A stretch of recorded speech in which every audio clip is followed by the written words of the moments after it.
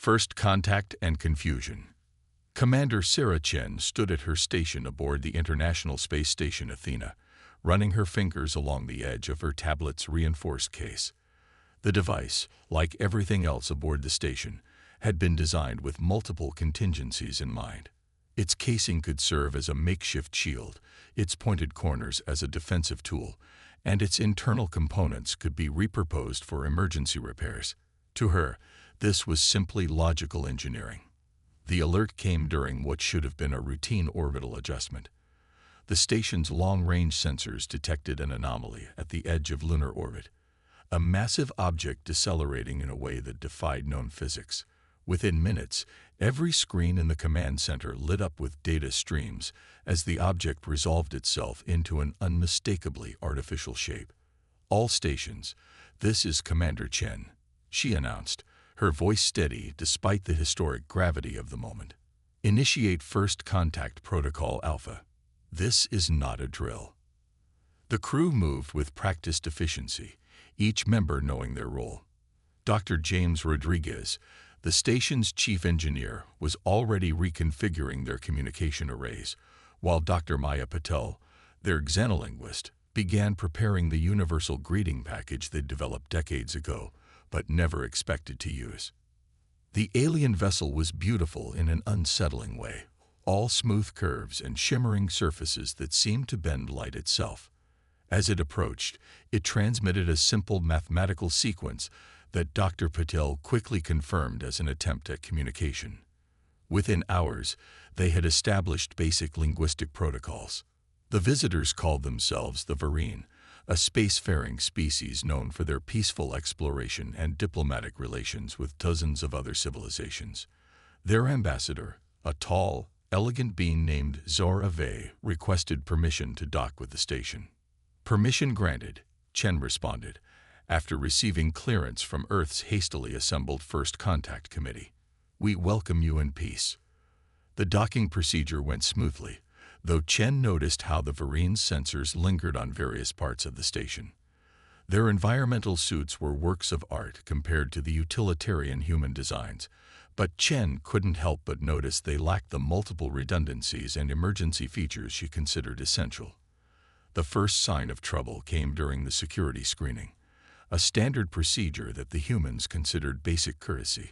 Zora V's crystalline eyes widened as their scanners analyzed the station's construction.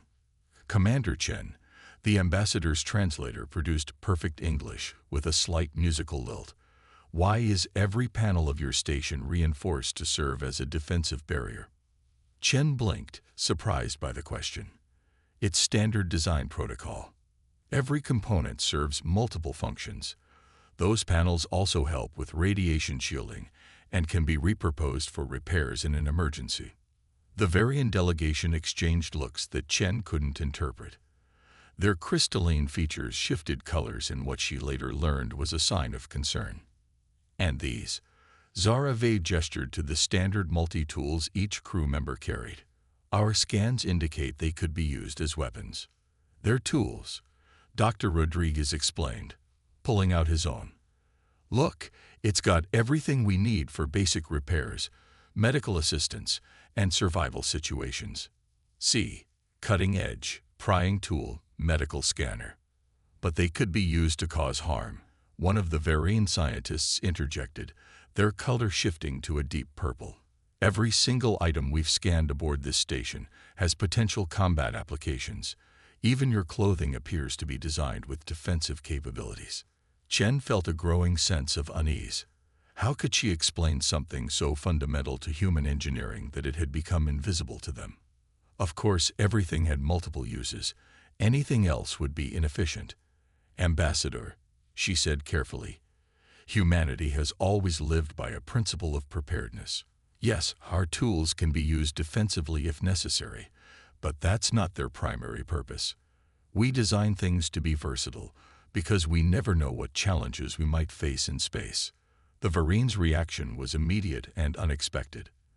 They began rapidly communicating among themselves in their native language, their colors shifting through patterns that the human systems couldn't interpret. Finally, Zora V turned back to Chen. "Commander, we have visited 37 spacefaring species. None of them approach technology the way you do. Your entire station is effectively a giant multi-purpose weapon, disguised as a scientific outpost." "That's not true," Chen protested, but even as she spoke, she looked around with new eyes. The reinforced walls that could serve as shields, the air filtration system that could deploy defensive countermeasures, the exercise equipment that could be quickly converted into barricades. It was all so normal to her that she'd stopped seeing it. "Perhaps," Zaravi said diplomatically, "we should continue this discussion with your planetary leadership. This is unprecedented."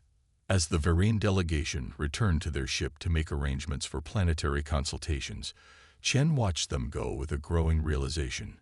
Humanity had just made first contact, and their guests were more concerned about their engineering philosophy than their scientific achievements.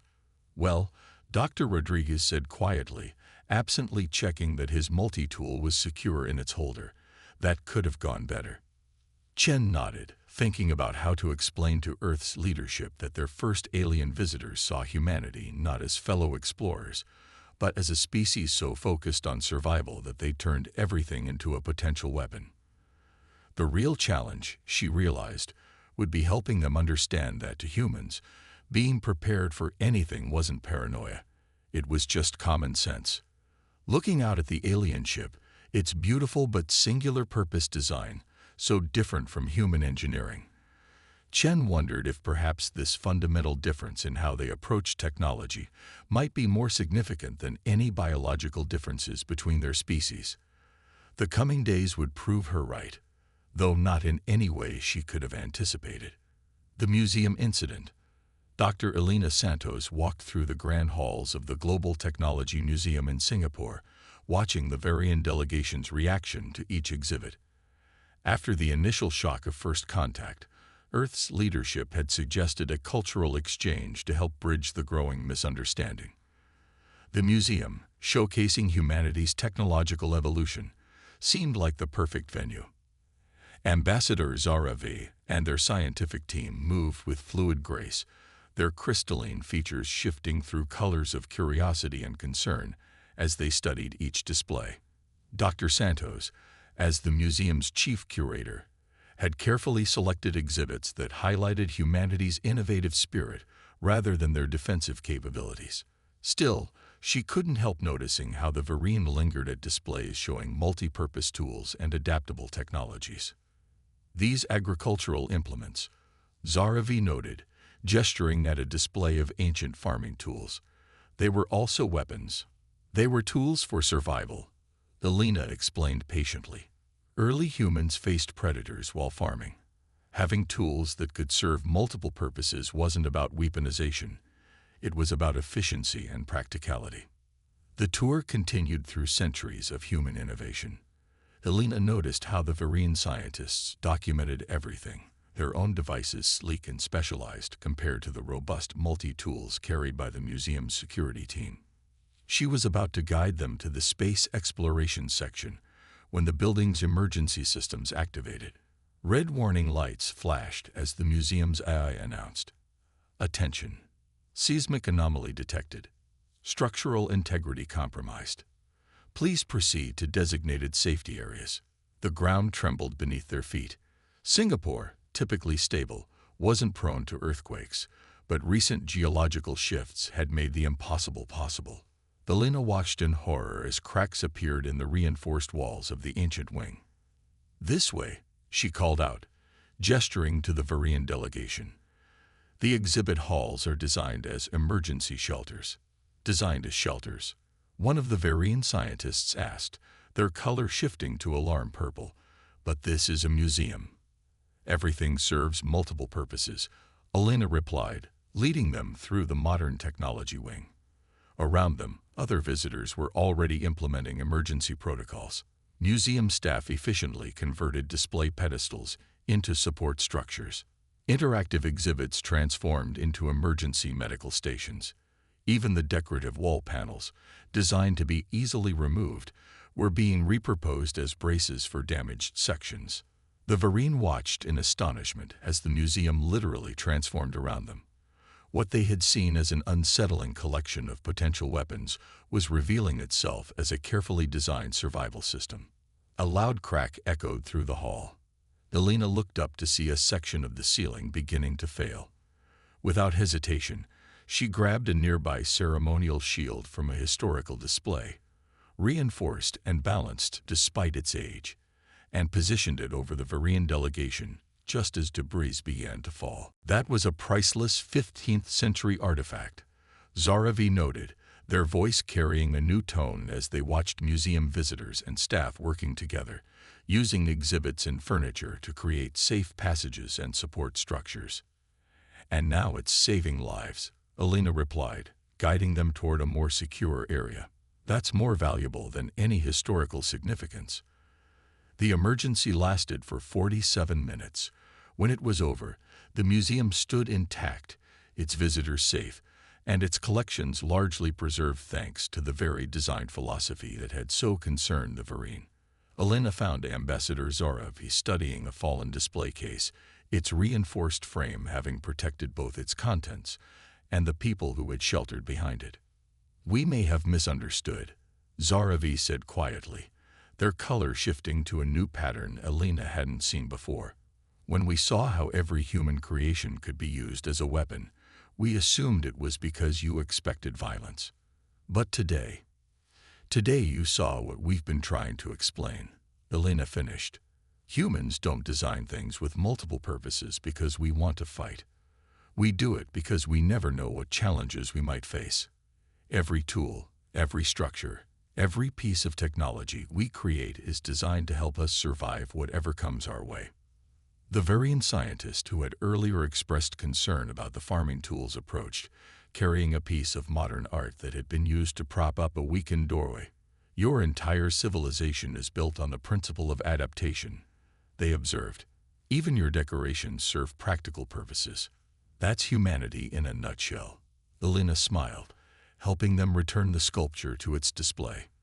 "We've survived because we've learned to use everything available to us. Not for violence, but for life." As cleanup crews began their work, Elena noticed how differently the Varian looked at the museum now.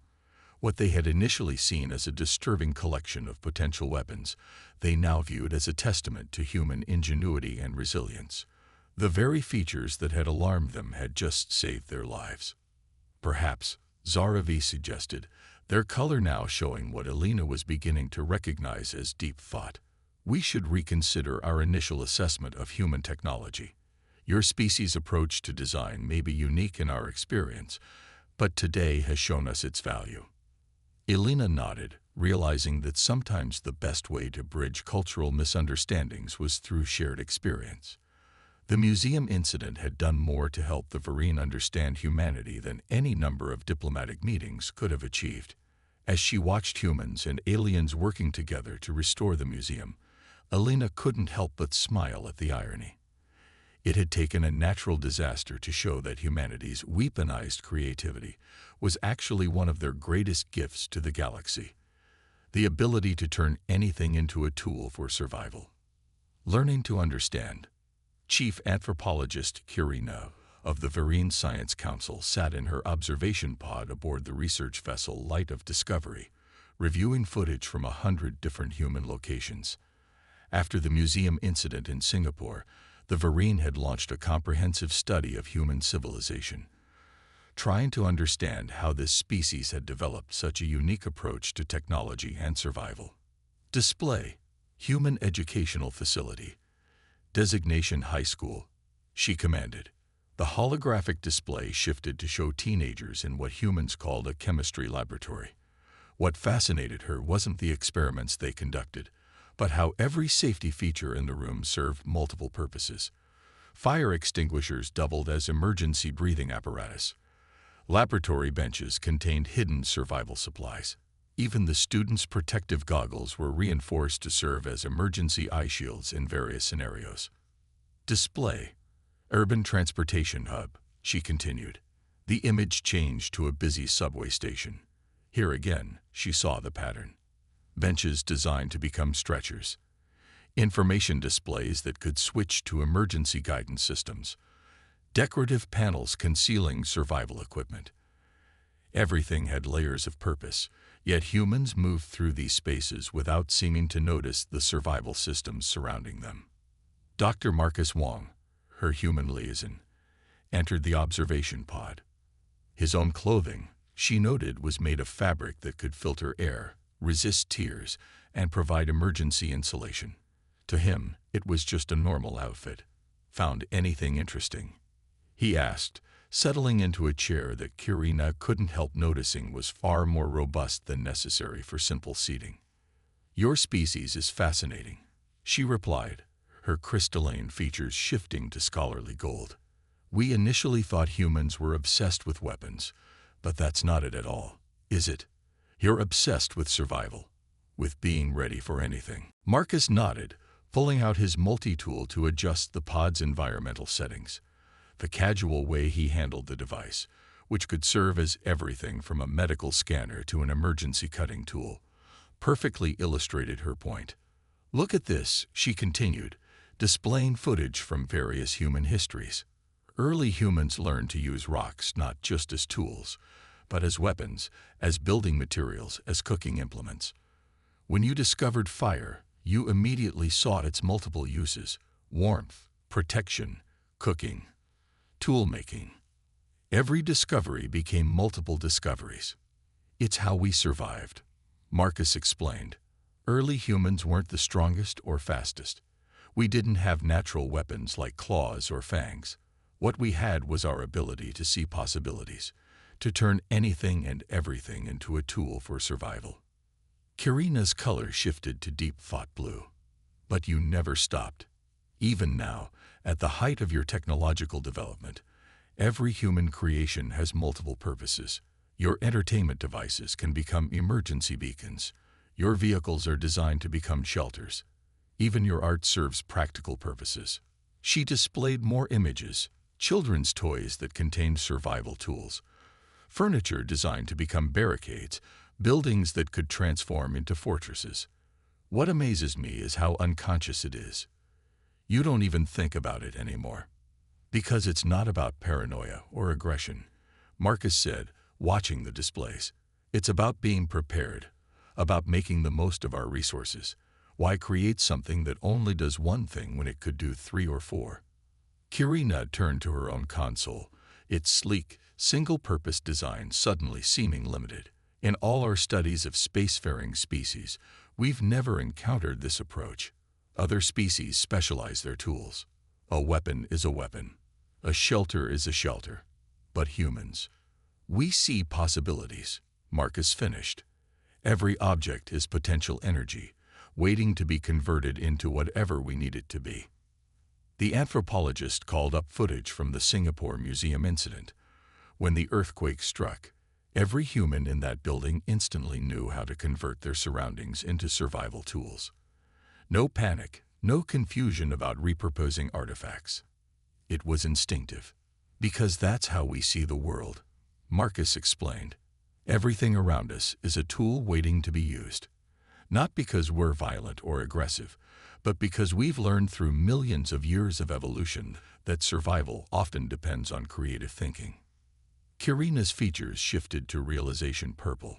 Your species' greatest weapon isn't your technology or your tools.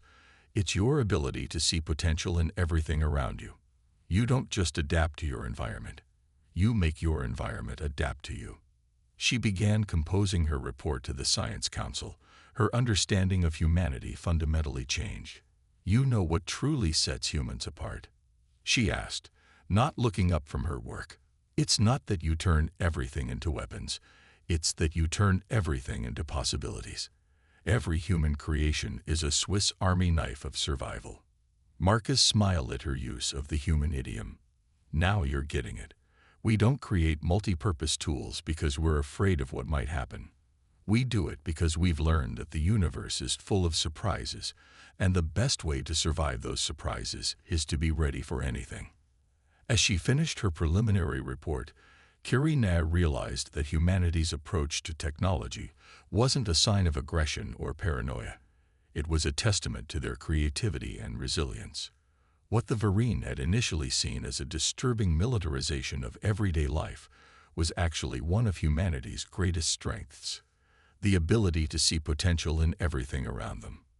"Your species doesn't weaponize everything," she concluded in her report. "You optimize everything." There's a profound difference that we're only now beginning to understand. The swarm crisis. The warning came from a Varine deep space monitoring station.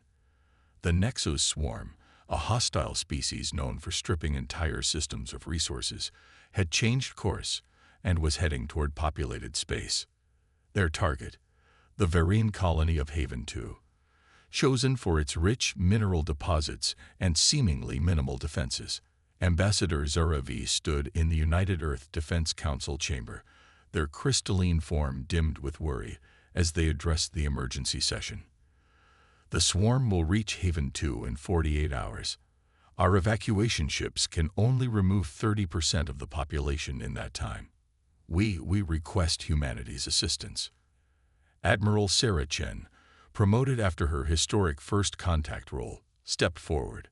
"How many civilians are we talking about?" 3 million colonists, Zaravi replied, their color shifting to desperate purple. "Our defensive capabilities are primarily focused on our homeworld. Haven 2 was established as a peaceful mining colony. We never expected." "You have mining equipment?" Dr. James Rodriguez interrupted, his mind already racing with possibilities. When Zaravi confirmed, he turned to Chen. "We can work with that." Within hours, a joint human-Varine task force was assembled. The humans insisted on bringing what seemed to the Varine like an odd assortment of civilian equipment alongside their military vessels. Construction machinery, agricultural tools, even entertainment systems were loaded aboard the rescue ships. Haven 2 was a beautiful world, its crystal cities reflecting the light of its twin suns. As the human ships landed, Dr. Rodriguez led a team of engineers in assessing the colony's resources. The Varine watched in amazement as the humans began rapidly modifying everything in sight. "These mining lasers," Rodriguez explained to the colony's chief engineer, "they're not just for cutting rock. With some modifications, they'll make excellent point defense weapons." The excavators. Mobile armor. Those entertainment holoprojectors can create false sensor readings to confuse swarm ships. The Varine colonists, initially skeptical, soon found themselves caught up in the humans' creative frenzy. They watched as their peaceful tools were transformed into an integrated defense system. Agricultural silos became ammunition stores.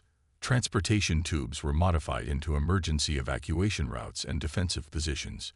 Even the crystalline architecture of their cities was repurposed, its natural properties used to create a sophisticated sensor network. "Your people are turning our entire colony into a fortress," Zaravi observed, watching the transformation. "Yet nothing has been destroyed. Everything can be converted back to its original purpose." "That's the point," Chen replied, overseeing the deployment of modified mining drones.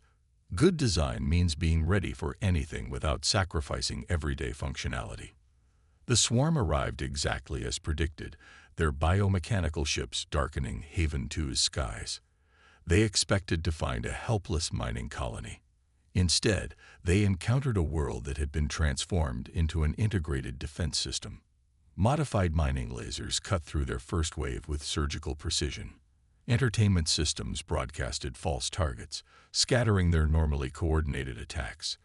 When they tried to land, they found that the very ground beneath their feet had been weaponized. Mining tunnels collapsed strategically, agricultural equipment turned into mobile artillery platforms. The battle raged for 3 days. The swarm, for the first time in their known history, found themselves facing a civilian population that had turned every aspect of their society into a sophisticated defense network. Their attempts to adapt were met with constant shifts in strategy as humans and Varine worked together, repurposing technology on the fly to counter each new threat. By the 4th day, the remaining swarm ships retreated, their losses too heavy to justify continuing the attack. As the danger passed, Haven 2's defenders emerged to survey their work. The colony had survived, its population largely intact, its infrastructure damaged but repairable. I understand now, Zara V said, standing with Chen and Rodriguez as they watched crews already beginning to convert their defensive innovations back into peaceful tools. When we first met humanity, we saw your multi-purpose designs as a sign of paranoia or aggression. But this is what you were truly prepared for. Not just war, but survival in any form it takes. Rodriguez nodded, already documenting the most successful adaptations for future reference. Every tool is just energy and matter arranged for a purpose. The more purposes it can serve, the more valuable it becomes. We learned that lesson through millions of years of evolution. Everything is a resource. Everything has potential. The aftermath of the swarm attack marked a turning point in human-Varine relations. The Varine began to see humanity's approach to technology not as a quirk or a threat, but as a sophisticated survival strategy that had saved millions of their people. Their own technology, beautiful but specialized, had left them vulnerable. Human adaptability had turned their peaceful colony into an impregnable fortress, then back into a peaceful colony again. As the cleanup began, Chen received word that the Varine Science Council had requested human assistance in redesigning their technology base. They wanted to learn how to incorporate humanity's principle of multi-purpose design without losing their own aesthetic and philosophical values. "It's interesting," she remarked to Rodriguez as they prepared to return to Earth. "We came to help defend their colony, but we may have given them something more valuable. A new way of looking at the universe. That's the most human thing we could do," he replied, packing away his multi-tool. "We didn't just share our technology. We shared our perspective. Everything has potential. You just have to learn to see it." A new partnership. 1 year after the swarm crisis, the Varian Grand Assembly hosted an unprecedented gathering. Representatives from 37 spacefaring species came to witness the formal alliance between humanity and the Varine, a partnership that would reshape galactic technology and culture. The assembly hall itself showcased the changes already taking place. Beautiful Varine crystal architecture now incorporated human principles of adaptive design. The elegant sweeping arches could transform into emergency barriers. Decorative fountains contained sophisticated filtration systems that could provide clean water during crisis. Even the ceremonial garments worn by the delegates featured practical innovations while maintaining their cultural significance. Dr. Elena Santos, who had once guided the Varine through Earth's Technology Museum, now stood as humanity's chief cultural liaison. Beside her, Ambassador Zara V's crystalline form shimmered with colors of pride and anticipation. "Look how far we've come," Elena said, gesturing to the gathered delegates. "From thinking we were weapon-obsessed to this. We had to experience it to understand it." Zara V replied, "Your species doesn't weaponize everything. You optimize everything. There's a profound difference that we now appreciate." The main presentation began with a holographic display showing the transformation of Haven 2. The once vulnerable mining colony had become a model for the new design philosophy emerging from human-Varine cooperation. Its cities seamlessly blended Varine aesthetics with human adaptability, creating spaces that were both beautiful and incredibly resilient. Admiral Chen, now leading the Joint Human-Varine Defense Initiative, took the podium. "A year ago, our species viewed the universe very differently," she began. "The Varine sought perfection in specialized design, creating tools of singular purpose and extraordinary efficiency. Humanity, shaped by our evolutionary challenges, learned to see the potential for multiple uses in everything around us." She gestured to a simple water glass on her podium, a perfect example of the new design philosophy. Its crystalline structure, created by Varine artisans, contained microscopic patterns that could filter toxins, while its human-influenced design allowed it to serve as an emergency power cell if needed. "We've learned from each other," Chen continued. "The Varine taught us that efficiency doesn't have to mean sacrificing beauty. We showed them that adaptability doesn't mean compromising purpose. Together, we're creating something entirely new." Dr. Rodriguez, now heading the Joint Species Engineering Corps, demonstrated some of their recent innovations. Medical equipment that could reconfigure for different species' physiologies. Transportation systems that could transform into emergency shelters. Communication devices that doubled as universal translators and emergency beacons. But perhaps our greatest achievement, he noted, isn't technological at all. It's a new way of thinking about our place in the universe. The assembly watched as he displayed images from across known space, species that had once viewed human design philosophy with suspicion, now implementing their own versions of adaptive technology. The swarm's attack on Haven 2 had demonstrated that specialization, while elegant, could be a vulnerability. Humanity's approach to survival had proven its worth. Kirina, the Varian anthropologist who had first truly understood humanity's perspective, presented her latest research. What we initially saw as a species turning everything into weapons, we now recognize as a species that refuses to accept limitations. Humans don't see objects. They see potential. They don't see tools. They see possibilities. She displayed a simple human child's toy, a building block set that could become almost anything in young hands. This is how humans view their entire world. Everything can be something else if needed. Every tool can serve multiple purposes. Every challenge is an opportunity to adapt and survive. The formal alliance signing was broadcast across both species' territories. The document itself, inscribed on a crystal tablet, was typically human in its design. The tablet could serve as an emergency power source, its case contained survival tools, and its contents included both practical measures for cooperation and cultural exchanges. As the ceremony concluded, Alina found herself back with Zara V, watching the delegates mingle. "You know what's funny?" she said. "When you first visited our museum, you were horrified that everything could be used as a weapon. Now your people are helping us design things to be even more adaptable." "Because we finally understood," Zara V replied, their color shifting to wisdom gold. "What we saw as weapons were really just tools for survival. Your species doesn't create multi-purpose designs because you expect to fight. You do it because you refuse to be helpless in any situation." The gathering marked more than just a political alliance. It represented a fundamental shift in how spacefaring species approach technology and survival. The human's instinct to see potential in everything, combined with Varian precision and aesthetics, was creating a new renaissance of innovation. As the delegates departed, carrying the seeds of this new philosophy back to their own worlds, Alina couldn't help but smile at the irony. Humanity's greatest contribution to galactic civilization wasn't their weapons or their defenses. It was their creativity, their adaptability, and their refusal to accept that anything had only one purpose. "We didn't weaponize everything," she said to Zara V as they watched the ships depart. "We just never stopped seeing possibilities." "And that," the ambassador replied, their crystal form glowing with friendship and respect, "is why your species will help us all survive whatever the universe throws at us next." The stars above the assembly hall seemed brighter somehow, as if reflecting the potential of this new partnership. Humanity had come to the stars expecting to find wonders, and they had.